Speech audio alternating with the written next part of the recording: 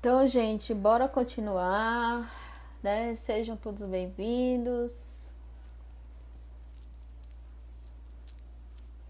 Opa, vamos continuar? Vou mandar logo o convite para Yasmin. Enquanto ela estiver falando, aí eu vou fixar a tema da nossa noite.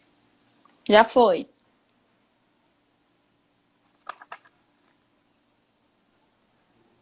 Opa, voltemos. Tudo bom? Lá. Tá tranquilo? Sim. Então vamos continuar, né? Yasmin, a gente já conversou que o maior obstáculo, né, pro médium é a questão da obsessão espiritual, né? Que é da obsessão espiritual que desenrola a questão da vaidade, né? Da perda do controle, né? Da saída da rota, do objetivo que ele tem como médium. Mas como é que a gente faz para superar esse desafio? Olha, é assim, é aquela palavra tão pequena, mas tão poderosa, né? Chamada fé. E o problema é que muitas das vezes essa questão ela fica extremamente abstrata. E esses desafios, eles se impõem na nossa vida, né? Como uma programação reencarnatória que seja. Por mais que a gente faça o nosso trabalho, às vezes nós vamos passar por oscilações na nossa vida.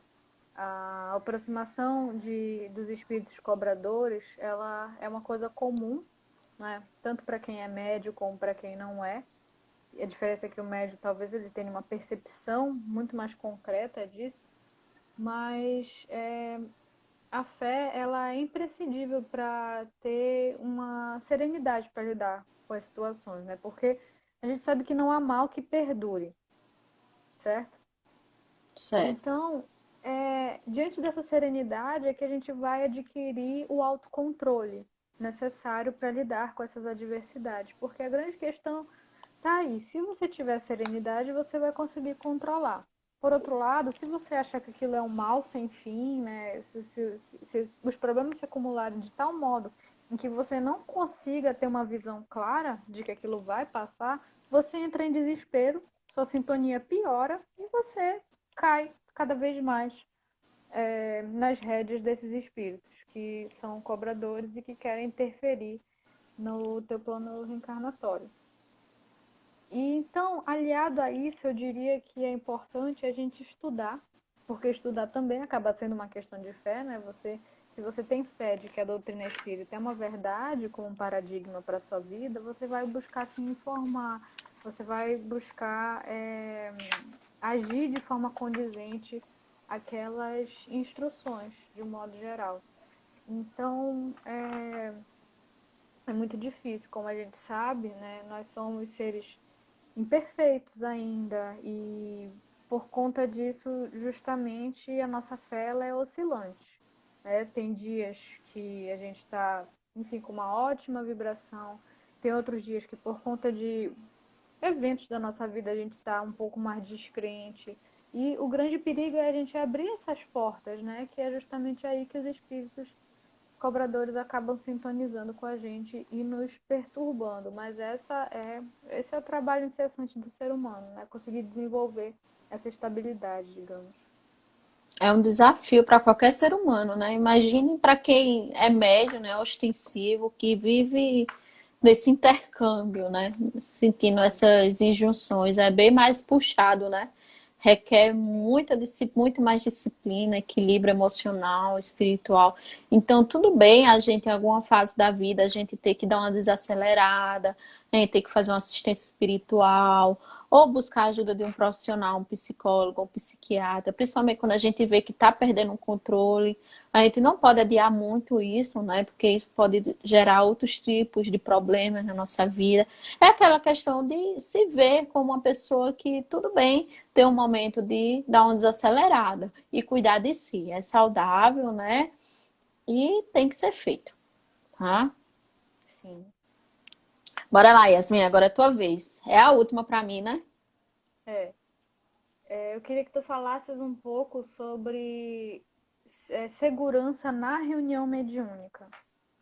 Então, vocês sabem que eu já falei aqui, o médium é para ele desenvolver a mediunidade na reunião mediúnica. Por que que na reunião mediúnica? Porque a reunião mediúnica é um momento ideal, é o local que está preparado para o desenvolvimento desta mediunidade. Como vocês sabem, né, nas casas espíritas tem essas reuniões mediúnicas, é um trabalho de assistência espiritual, assim como a assistência espiritual para os encarnados, né, há também esse tipo de assistência espiritual para os desencarnados. E geralmente essas reuniões, elas podem ser divididas, né, que Kardec dividiu em 3 tipos de reuniões. Nós temos as reuniões frívolas, que, digamos assim, todo mundo passou por isso na fase da adolescência. Eu vi meu filho querendo se interessar por isso agora. De querer se reunir um grupo de amigos, não, vou fazer a brincadeira do compasso, bora fazer a brincadeira do cópio. Teve a moda do Charlie Charlie, né, de colocar as canetas assim, botar o sim ou não, que é aquelas brincadeiras Tem com a da espíritos. que tu põe um cabelo na caneta e Isso aí aí eu deixa nunca vi, ela, não. tipo, tem, Tu já tem isso. participou disso, né, Yasmin? Não, eu assisti apavorada. Ai, que horror! Então, é esse tipo de reunião, é uma reunião mediúnica, né? Porque a gente está evocando a manifestação de um espírito, ela é considerada frívola. Por quê? Porque as pessoas estão ali só para se divertir, né? Aí pergunta meio quilo de bobagem, com quem eu vou casar? Aí tá com crush, né, da adolescência, eu vou namorar com fulano e tal. O espírito tá aí tirando onda com a tua cara, ele nem sabe nem dele, que dirá da tua vida, né? Quem participa é a espiritualidade inferior, porque a espiritualidade superior, eu já disse para vocês, né? Elas não perdem tempo com isso aí, não. Eles vão ficar assim, É, meu Deus, não aprende. tá todo mundo ocupado, né? A gente tem mais o que É, fazer. tem mais o que fazer, né? Então a gente pergunta bobagem, a gente quer que os espíritos adivinhem, né? Coisas assim, bem bestas na nossa vida.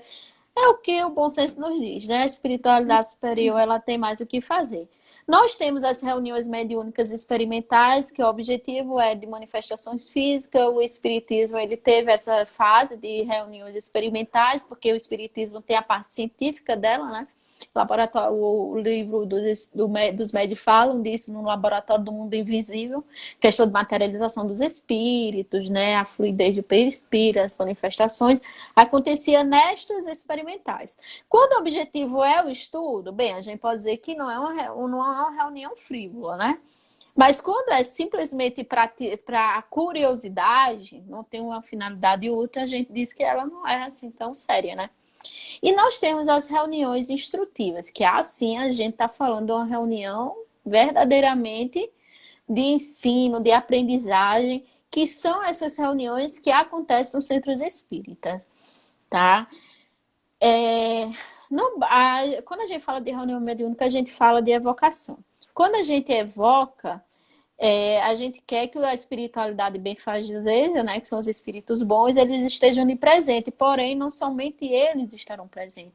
Também estará a espiritualidade que precisa de auxílio, né, que são os espíritos que estão em socorro, que precisam de socorro e que precisam de amparo. Mas para a espiritualidade boa, né, a espiritualidade amiga esteja presente, é necessário que nós também estejamos presentes em questão de conduta, de atos, de pensamentos. É necessário que a gente esteja em conexão com eles, como a Yasmin já falou, nessa questão da vibração, né, da vibração do pensamento. E uma reunião verdade só é verdadeira quando é séria. Uma reunião séria só querem coisas sérias, né? Ela não vai perder tempo, o espírito lá está se manifestando, está sofrendo, em vez de eu doutrinar e levar o evangelho para ele, eu fico, e aí? Quando é que eu vou ficar rico? Quando é que os humilhados serão exaltados? Né? É difícil. E a grande pergunta é por que, que as reuniões espíritas são privadas? Ou seja, por que, que elas não são abertas ao público? E eu estava conversando isso com a Yasmin hoje de manhã. Primeiro, possibilita, né, que os assuntos sejam tratados de forma séria, né, ou com mais tranquilidade, com mais concentração, como aquela equipe ela tem um objetivo comum naquele momento, né, de trabalho e de estudo, elas vão tratar de uma forma mais tranquila, diferente se tivesse uma plateia inteira, né, presenciando, que às vezes é por curiosidade, às vezes não tem essa sintonia, né, com a questão do conhecimento, pode trazer algum tipo de perturbação. É, e teve um ponto que eu conversei com a Yasmin que eu nunca parei para pensar sobre isso, né? Que se a reunião mediúnica fosse pública, a gente estaria humilhando os espíritos em sofrimento. E André Luiz, ele compara a reunião mediúnica como um hospital. O hospital tem as paredes, né? E apesar de ter em alguns compartimentos que tem a circulação de pessoas, existem as partes cirúrgicas, em que só entra realmente o paciente e a equipe de saúde para tratar aquele enfermo. Ele compara a reunião mediúnica justamente assim. Imagina você pegar um espírito em sofrimento e você coloca esse sofrimento para dezenas de pessoas assistirem, né? Esse espírito ele estaria se sentindo altamente humilhado e também seria uma falta de caridade com ele. Tá? Porque a plateia, ela poderia não acreditar, ela poderia dizer que era um embuste, que é mentira aquilo ali, poderia rir, né? Então seria uma situação muito humilhante, assim como nós, quando a gente quer falar de um problema nosso, a gente procura algo privado, a gente não quer que, né? Quando uma amiga nossa é fofoqueira e fala do nosso problema para os outros, a gente diz, olha, eu procurei ti porque eu queria falar para tu. Se era para compartilhar, eu teria subido num púlpito, teria falado no microfone para todo mundo ouvir, né? A terceira questão, por ser privativa, é pela questão do pensamento, né, da vibração ser homogênea, ou seja, aquelas pessoas que estão naquele trabalho estão vibrando, né, estão sentindo, estão pensando num único objetivo, que é a instrução. Não é uma coisa pública, a gente sabe que isso aí, né, é impossível de acontecer, né, manter essa vibração. E somente em casos bem excepcionais mesmo, que admitem pessoas estranhas na reunião mediúnica. Um Vai exemplo falando, Ana. tá. Um exemplo é quando as pessoas estão em estudo, né? Como eu falei para vocês, quando foi no final do estudo da mediunidade, em que praticamente os últimos momentos do estudo são momentos, são práticos, né, em que a gente vai para a reunião mediúnica, que são nesses momentos em que a gente pode ter um estranho na reunião mediúnica com fim de observação, fim de instrução, de aprendizagem, tá? Mesmo assim é número pequeno, não vai chegar lá uma tropa de gente, né? Tem gente, por exemplo, que fica chateado, médios que ficam chateados, porque não faz parte do centro espírita e já quer chegar no centro espírita para participar de reunião mediúnica. Não é assim que acontece, né? E assim, é, a gente falou, não foi, Yasmin, sobre as reuniões mediúnicas que estão acontecendo online por causa do período de isolamento social. Sim. Existem centros espíritas que estão se encontrando, né? Então eu e Yasmin, a gente estava tentando ver os prós e os contras disso, né? E é isso. Quer falar alguma coisa, Yasmin? Eu estava vendo aqui o comentário do Elzental, eu acho que é isso, não sei. Eu participo de reuniões mediúnicas abertas e até então nunca tivemos nenhum tipo de situação desagradável, mas não tenho nada contra as reuniões fechadas. Eu acho assim que isso vai no âmbito das nossas ponderações, né? Aqui em Belém existem centros que ainda trabalham com reuniões mediúnicas abertas e existe um grupo de pessoas que de fato não vê problema. E eu acho que isso também vai muito da vivência do médio, da perspectiva da casa espírita de um modo geral, em relação a esses aspectos que nós mencionamos. Eu, particularmente, como médium, não me sentiria bem, assim, numa experiência pessoal, porque tanto quanto é um momento de vulnerabilidade para o espírito que é atendido, eu sinto que é um momento de vulnerabilidade para mim também, sabe? E a questão de, eu não sei se no caso existe algum tipo de seleção para a plateia da reunião da qual você participa, porque existe esse aspecto, a gente sabe, né, da força dos nossos pensamentos e da nossa vibração e do quanto isso, o ambiente tem que ser muito bem preparado para que haja esse fluido homogeneizado, né? O Kardec ele fala que um dos maiores princípios para um bom funcionamento de uma reunião mediúnica é a sintonia dos trabalhadores, de um modo geral, para que possa haver assim um elo bem coeso para que a espiritualidade possa trabalhar a partir disso. E aí a gente recai, inclusive, né, nessa própria discussão da reunião virtual. A gente viu que a FEB soltou um documento com algumas ponderações, né, acerca do porquê ela achava que a reunião virtual não seria recomendada. E o principal ponto enfatizado lá, pelo que eu pude ver, e para quem não sabe, FEB é a Federação Espírita Brasileira, aliás, que é uma instituição que regula o funcionamento das casas espíritas no Brasil. E o principal ponto lá era justamente a falta de preparo fluídico da casa, né, para comportar um evento mediúnico. Porque o ambiente do centro espírita, não pelo centro espírita ser uma instituição, mas por ele ser fisicamente um ambiente preparado pela espiritualidade, ele é limpo, ele já está harmonizado para aquilo, entende? Então, a figura do hospital é perfeita, porque ali você tem um hospital devidamente higienizado, com os equipamentos necessários, com os profissionais necessários. Você pode estar até na sua casa com alguns médicos aqui, mas eles não vão ter equipamento e não vão ter os meios para fazer o que eles devem fazer como se eles estivessem no hospital, né? Então, eu acho esse um ponto muito importante a gente falar assim, que a manifestação mediúnica ela precisa de segurança para acontecer, né? E principalmente logo quando a gente está no início da mediunidade, tanto em relação quanto a essas brincadeiras, né, que tu mencionaste, mas também quando a gente está no início do processo mediúnico, a gente tem que ter muito cuidado para não possibilitar comunicações em casa, né? Porque você pode ter dificuldade realmente de controlar o seu corpo, o que você fala, e se desvencilhar daquele espírito. Então, é muito delicado isso. Meu pai está comentando aqui também, e o Ricardo falou: em muitas reuniões mediúnicas se faz necessário que a espiritualidade reorganize o metabolismo dos médios, doando os fluidos necessários após o atendimento. Imagina o risco de realizar em casa. Quem se propõe tem que assumir os riscos. Eu estava conversando com a Yasmin, né? É uma vibração que você faz, né? Diferente de uma reunião mediúnica, onde é a manifestação dos espíritos. E às vezes, como a Yasmin falou, né? O médium está começando a desenvolver sua mediunidade. Numa reunião aberta, vai gerar muita insegurança. Porque já há uma insegurança quando a gente lida com um grupo pequeno, né? Digamos assim, de 5 trabalhadores numa reunião mediúnica. O médium fica inseguro? Fica. É algo novo para ele, né? Aí vem a questão do animismo, vem a questão da mistificação. Imagina uma reunião aberta, né? Será que o animismo não pioraria, já que ele tem que mostrar um serviço, por exemplo, né? Alguém tem que se manifestar, né? Então é muito complicado isso. Sim, e assim, logo no início as comunicações são muito complicadas, tanto no início quanto em reuniões de desobsessão, para falar a verdade.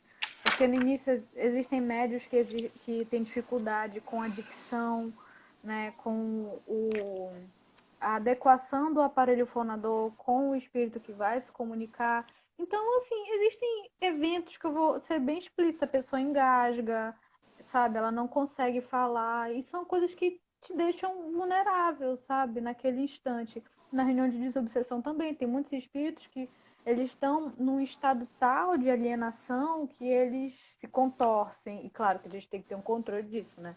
Mas eles se contorcem, eles não conseguem falar, eles, como é que eu posso falar? Eles têm aquele movimento de ânsia de vômito. E então fica complicado assim expor isso abertamente, né? E por isso, inclusive, que existe todo um preparo, né, que a Thais até mencionou aqui, do médium, de ter uma alimentação leve, enfim, estar nas melhores condições possíveis, físicas e mentais, para estar ali naquele momento para poder se doar. Isso aí. Bora lá, Yasmin, para a tua última pergunta. Simbora. E como é que a gente pode usar a mediunidade para fazer o bem? A favor da gente, a favor da humanidade? Como é que a gente pode fazer isso? O grande princípio, né, seria o princípio da caridade. A gente se entregar à ideia, como a mediunidade ela traz esses processos extremamente custosos para nós, fisicamente e mentalmente desgastantes, quando a gente encaixa isso no princípio da caridade, que a gente começa a frequentar a reunião mediúnica, a gente vê o tamanho do auxílio que a gente provê a espíritos tão sofredores, sabe? Com uma carga kármica tão grande, mas que, enfim, sabe? São as chagas da humanidade de um modo geral. A gente vê o modo com o qual eles são acolhidos. Enfim, isso é algo assim impagável. É a sensação de fazer o bem, entendeu? E não aquele bem do ego, não é aquele bem que vai alimentar o teu ego de olha para mim, estou fazendo bem. Mas é a sensação de humildemente estar contribuindo com alguma coisa. É que nem quando você tem um amigo, em última instância, todos nós somos irmãos e amigos, né, perante Cristo. Você tem um amigo que está precisando de ajuda e você consegue ir lá, dar aquele abraço quentinho, consolá-lo. Então, a importância de você se doar e fazer parte de algo que é muito maior do que você, né? Então, ter essa retroalimentação de fazer bem para mim e fazer bem para o outro. Lembrando que a mediunidade ela também não precisa ser utilizada exclusivamente na reunião mediúnica. Eu acho importante falar isso. Você pode utilizar a sua mediunidade no atendimento fraterno, né? Você pode usar a sua mediunidade na evangelização, enfim, e mesmo no dia a dia não de uma forma ostensiva, mas assim, quando você é médium, muitas das vezes você tem um tipo de mediunidade que chama o médium empata, né? O médium De de empata. empatia, que a gente Ah, chama, sim, o médico de empatia. empatia. Nunca Empata ouvi de que falar isso. não, é o vulgo médio esponja, né? Que Porque o que suga que tudo. acontece? Suga tudo, e é uma coisa muito difícil, tem que ter muito, muito cuidado com isso. Porque você também pode usar isso para o bem, sabe? Você pode ser uma pessoa que escuta bem os seus amigos, que consegue, né, consolar as pessoas, que é mais sensível no seu dia a dia de um modo geral. Então, isso é uma ferramenta que a gente pode usar de forma muito ampla, claro que com responsabilidade, né? Com grandes poderes vem uma grande responsabilidade, mas é isso. Ó, meu pai e a sua esposa estão assistindo a nossa live. Aí, meu pai disse assim, ó, tem que ter uma grande preparação do médium para uma reunião mediúnica, isso aí, né? Sim. Não só do médium, mas quando a gente vai fazer qualquer tipo de trabalho que envolva doação de fluidos, né, é necessário que a gente se prepare. Seja na alimentação, na questão da leitura edificante. Voltando, né? A minha amiga, que é médium, lá no centro espírita que eu trabalhava, das vezes que eu chegava na reunião mediúnica, ela estava assim, sabe, como se ela estivesse carregando uma tonelada nas costas. Né? Ela estava cansada, assim, caladona na dela, mas quando ela até olhava para mim e dizia assim, Keila, vamos começar o trabalho dos endividados. Eu disse, que isso, amiga, não diz isso não. Ela disse, mas somos todos endividados perante Deus. Aí, quando ela terminava o trabalho, ela já estava super bem, sabe? Feliz, conversadeira, bem leve. E assim, qualquer outro trabalho no bem, né? Que a gente faz, a gente fica sentindo essa leveza, essa paz. Eu lido mais com a evangelização e na evangelização do centro espírita são mais de 100 crianças gritando ao mesmo tempo no seu ouvido, né? E as minhas evangelizadoras também, se eu não me engano, né? Já Já lidou com fiz isso, né, evangelização. amiga? Então você sabe como é, né? Fica zumbindo o resto do dia todinho, o seu ouvido fica zumbindo. Mas aí a gente fica esgotado fisicamente, mas interiormente é de uma paz, assim, de uma plenitude, pelo simples fato de você estar se doando para o próximo. Então eu creio que seja assim em relação à mediunidade também. Lembrando, né? A mediunidade é uma faculdade neutra, assim como a tecnologia também é algo neutro, tá? É nossa escolha o que é que a gente vai fazer, né? Yes. Tem mais alguma coisa para falar, amiga? Olha, tem aqui umas perguntinhas que eu acho que a gente pode responder de uma forma bem dinâmica, bem rápida, que foram as perguntas que o pessoal mandou pelos stories, né? Então, eu vou começar colocando e aí a gente responde junto. Beleza. A Nawal perguntou por que alguns nascem com mediunidade e outros aparecem depois? É o momento, né? Como a gente falou, nem todo mundo vai nascer médio. Médio ostensivo. Tem gente que vai manifestar, por exemplo, uma mediunidade na infância, mas isso não quer dizer que vai se tornar um médium adulto. Tem gente que vai aparecer a mediunidade na juventude, como foi com a Yasmin. Tem gente que vai apresentar a mediunidade na fase adulta. Tem gente que vai apresentar a mediunidade na velhice. É muito comum os idosos, né, desenvolver a mediunidade. na terceira etapa da vida. Então não existe uma regra, existe um momento. O momento mais apropriado é esse. Então vamos usar, né? É justamente o planejamento reencarnatório, né? Uhum.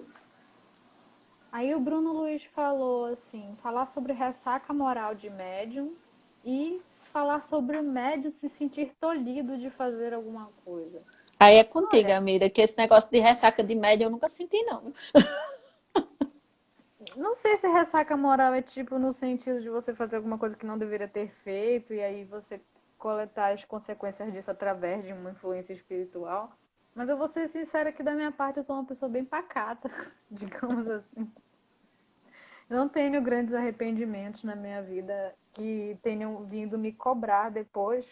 E por eu ser assim, dessa forma, eu também nunca, digamos, me senti tolhida de fazer nada por ser médium, né? Ah, porque naquela questão da mediunidade da juventude, aí que quer sair, quer curtir a É, vida, quer beber. experimentar, Existe muito né? essa discussão, né? Assim, de, por exemplo, médium frequentar bar. Eu acho assim que é muito de boa. A gente sabe que existem os espíritos que se alimentam, né, dessa energia, desses locais, por conta das condutas que as pessoas têm. Mas assim, em última instância, tudo tem o seu momento, né? Se você, seu momento e a sua, digamos assim, a intensidade, né? Se você vai lá, bebe socialmente, mas antes da reunião mediúnica você se prepara devidamente, né? Não tem problema, acredito, né? Você tem que só saber dosar as coisas e escolher o momento certo para fazer aquilo. É conhecer os nossos limites, né, Yasmin? Se eu sei que algo que eu vou fazer vai causar algum tipo de distúrbio, é melhor que eu não faça, né? Mas se você quer, por exemplo, eu quero ir pra balada, porque vai tocar uma banda que eu gosto, meus amigos, meus amigos, será que vai ser ruim? Aí você que sabe, né? O seu corpo, a sua energia, você mais do que ninguém sabe até onde você pode ir, quais são os seus limites, né? Sim. Se você faz uma coisa e se sente bem, independentemente de ser médio ou não depois, tudo bem. Se você se sente mal depois, por que você está fazendo aquela coisa, né? Pois é, né? E tá, 5. Como trabalhar o medo de ver alguma coisa na sua frente, da sua pele? Agora é contigo, amiga, porque eu não vejo nada. Aliás, eu não vejo mesmo, né? Porque eu sou míope aí. Olha, eu acho que é uma questão de estudo. E assim, a gente tentar introjetar cada vez mais, né, que o nosso paradigma material é distorcido, tá errado. Não que eu não tome os meus sustos aqui e ali, mas assim, a gente para, respira fundo e diz para si mesma que vai passar. E que Ah, é natural. meu pai Sim. disse assim, aquela questão que estava conversando, que essas condutas, né, tá mais ligada ao divertimento, não tá ligado ao divertimento em si, mas ao vício, né? É a conduta que vai virar um É, vício, como alcoolismo, tabagismo e por aí vai, né? É aquela questão de dosar, né? Saber quais são os seus limites e não insistir sim, no que vai ser gravoso, né, amiga? sim. Sobre a questão do medo, o espírita tem medo de espírito, né? É algo assim que a gente tem que trabalhar. Se espírita acredita na vida além da morte, filosoficamente, não é para ter medo de espírito, né? É o que a gente precisa É, realmente internalizar um entendimento. tem dias e dias, né, no fundo, no É, fundo. Eu acho que tem dias que eu atravesso a casa no escuro e tô super de boa. Tem dias que eu fico é, com tem, sede de noite. tem dias que o barulhinho do vento, né, na janela dá aquele friozinho na espinha, né? Mas tem dia que você, meu filho, você é capaz de andar no umbral e tá beleza. É verdade. É, podemos desenvolver outros tipos de mediunidade que ainda não possuímos? A Érica perguntou. Sim, né? Conforme eu disse desde o início, a mediunidade, até o final da sua vida, ela é um constante processo de reeducação e redescobrimento. Eu, particularmente, comecei com a psicografia e depois que eu fui desenvolver a psicofonia, evidência, entendeu? Essas coisas foram vindo gradativamente. Então, isso vem com a prática e também com o seu planejamento reencarnatório, né? E eu acho, assim, eu não sei, não sei se tem algum médium aí que possa testemunhar, mas eu tenho a sensação que sempre existe uma matriz, assim, no médium, entendeu? Tipo, apesar de eu ter os outros tipos de mediunidade, eu sinto que a minha matriz é a psicografia, Ah, que sabe? é o Porque teu parece que forte, né? Porque parece que sempre quer vir primeiro pela psicografia e depois eu canalizo para outra coisa, entendeu? Uhum. Mas É como não se sei, fosse isso é teu uma cargo, especulação minha. teu carro-chefe, né? Exatamente, Eu acho que é questão de exatamente. afinidade, né? É como se fosse atividade no centro espírita. A gente se afina, tem uns que se afinam com a evangelização, outros com a palestra pública e por aí vai, né? É questão de Sim. método, mas é a prática que vai fazer com que a gente veja, né? No que realmente a gente é bom. É. Falar sobre sonhos e mediunidade. Quer fazer um resuminho aí, Ana? Em que sentido? Porque né, isso é muito comum. Em que sentido, amiga? Diz aí uma luz para Jesus? Eu acho que é saber assim se sonhos têm um fundo mediúnico, sabe? Ah, tá, entendi. A premonição, a gente pode Antes falar de dessa questão premonição, né? de premonição, de Ah, desdobramento. certo. Allan Kardec, ele fala muito breve sobre a premonição no Livro dos Espíritos, que diz que é um tipo de mediunidade, mas ele não se aprofunda muito nisso. Se a gente entende que quando a gente dorme, o espírito pode ir para o plano espiritual e ter contato com outros espíritos, né? Mediunidade é a comunicação com o mundo espiritual. Né? A gente pode crer que é sim possível que existam mediunidades durante o sono, desdobramento, que é chamado de premonição, que é chamado de sonambulismo, né? E por aí vai. Só que é aquela questão da reflexão que a Yasmin trouxe de saber o que faz sentido e o que não faz. O Divaldo Franco, ele fala assim, que o sonho, quando é uma experiência espiritual, né, de fato aconteceu lá no invisível, ele não tem aquelas coisas estranhas, aquelas coisas, sabe, é, exageradas, é algo natural, como se fosse um acontecimento da vida, como, por exemplo, o sonho que eu tive com o meu avô, que eu contei no início da live, né? E outros sonhos que eu já tive que foram assim, coisa do dia a dia, sem exageros. Agora, tem sonhos que são exagerados, né? Que é cheio de símbolos e de coisas bizarras, coisas impossíveis de acontecer na vida comum. Então, é essa questão mesmo da gente, sabe, o crivo da razão que Allan Kardec coloca. Ó, coloca o crivo aí, e aí você vai saber o que é natural e o que não é. Sim.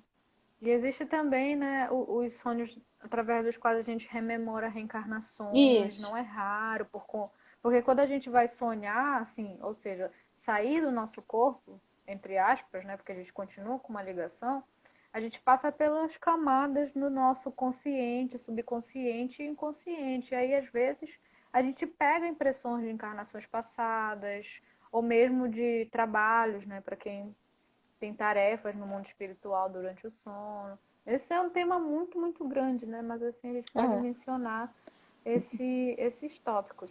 Daria uma live só para falar sobre sono e sonhos. É verdade. Tem duas perguntas aqui que a gente já respondeu e aí ficou só mais uma. Como pode pessoas que nem gostam de religião ter uma mediunidade aflorada? Ai, meu Deus do céu. E aí, a pergunta dos ovos de ouro. Do Marcos Barbosa. Como eu falei, a mediunidade não é do espiritismo, né? Se Deus pudesse falar assim, só os bons serão os médios, né? Então teria médium aqui na Terra, porque a gente sabe que a Terra, né, é um planeta que não é um dos melhores na categoria dos mundos. Então, a mediunidade é uma faculdade natural. Todos nós somos médios, né? O Allan Kardec já falou. Então, não é requisito de uma pessoa boa ser médium. Tem gente que é inescrupulosa, que está mais ligado para o mal para o bem, que é um médium assim fantástico. Né, que tem uma mediunidade assim fantástica, mas não faz o bom uso, né? Como a gente já falou aqui, o bom uso e mau uso da mediunidade. Então é totalmente comum, tem pessoas que são ateus, né? E que são médios e atribuem isso a uma causa da matéria biológica, uma causa biológica, psicológica, psiquiátrica. Então, mediunidade, eu digo a vocês, não é sinônimo de bom caráter, né? É conhecendo mesmo a pessoa, é a vivência que vai mostrar quem é o médium por trás da mediunidade, né? Sim, a gente tem que desvincular essa ideia de mediunidade de religião, porque é um fenômeno da humanidade, né? Como tu falaste, de uma forma ampla. Se a gente for parar para pensar antigamente, a coisa mais antiga que remonta à mediunidade que eu me lembro são os oráculos, por exemplo, né?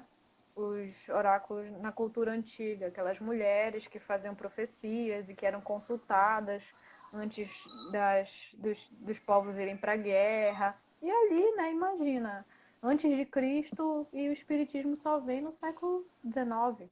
Então, Sabe o que o Espiritismo fez com relação à mediunidade? Tirou a mediunidade do ocultismo. Tirou a é, mediunidade do misticismo. Ele pegou, tirou a mediunidade disso aqui, do sobrenatural, e colocou ele como uma lei natural, como uma coisa que acontece, que é comum. Né? Moisés, na época de Moisés, quando subia do monte, ele não ia lá para ver a paisagem, não. Era um fenômeno, ele ia. Era mediunidade aquilo ali. Que Moisés recebeu os 10 mandamentos, não foi de uma nuvem, né, que falou para ele lá do céu, foi uma manifestação mediúnica. Assim sim, como, né, vários exemplos de Jesus, cura de Jesus, a transfiguração e por aí vai, Allan Kardec, quando vai explicar, é a mediunidade, a cura, né, que Jesus fazia. O simples fato de emanava muita virtude do Cristo era aquele fluido de cura de Jesus através da mediunidade. E as isso vozes que mesmo. Paulo de Tarso dizia, né, que se ouvia nas igrejas que ele fundava, as vozes, mediunidade, gente. Então é uma coisa natural, Sim, não é não, bebê? sim, senhora. E é isso. Tem mais alguma perguntinha? Deixa eu ver. Sonambulismo é um tipo de mediunidade? Pode ser que seja. Pode Pode ser ser que que seja. seja, pode ser que o espírito está em desdobramento e outro se comunique, né? Allan Kardec ele fala sobre isso no Isso. livro dos Espíritos, tem um item lá, sonambulismo, mas se vocês quiserem ver, vão lá e estudem. Olha, outra. Quando mais jovem sentia leve mediunidade, mas agora ficou bem ostensivo. É normal? Completamente normal. Querida, você é normalíssima. Completamente normal e é muito comum que isso aconteça, que é a hora, foi o que aconteceu comigo, basicamente, e quando fica ostensivo é a hora que fala assim, vai trabalhar. O trabalhador tá pronto, né? Como dizia André É, Luiz. justamente. E é isso, pessoal. A gente tá É encerrando. isso. Pode ser, Yasmin? Sim, senhora. Quer dar as últimas. Quer se despedir do pessoal? Fica à vontade. Muito obrigada pela presença de todo mundo, por todo mundo que enviou perguntas, pelos elogios e, enfim, é muito gratificante a gente estar aqui podendo debater sobre esse tema, né? E justamente reforço mais uma vez, lidar de forma muito aberta com uma coisa que é considerada um grande tabu, né? Como vocês sabem, é muito difícil, né? Você fala num lugar que você é médio, as pessoas já te olham meio estranho, então eu particularmente acho que quanto mais a gente pode falar sobre isso, divulgar conhecimento sobre isso, menos as pessoas que têm mediunidade vão sofrer e se sentir diferentes e rejeitar a mediunidade, né? E mais natural esse processo passa a ser. Então é só agradecer e se cuidem. Obrigada, Yasmin, pela presença. Obrigada para quem acompanhou aí, meu pai, a sua esposa e os demais companheiros. Yasmin, muito obrigada por ter aceitado o convite. Adorei esse bate-bola contigo. Tamo juntas Adorei. aí. E para quem quiser assistir a live desde o começo, nessa segunda parte, tá no IGTV, vai ficar lá salvo para sempre. Então, Yasmin, não foge mais de mim das lives, né? Porque vai ficar lá. E eu queria agradecer mais uma vez, um abraço, um beijo, Yasmin. Se cuide aí em Belém, tá bom? E não se Beijo, minha. preocupem que ela não vai mais escapar de mim. Não vou deixar ela fugir mais. Tchau, gente. Um beijo. Tchau, Yasmin. Tchau, boa noite.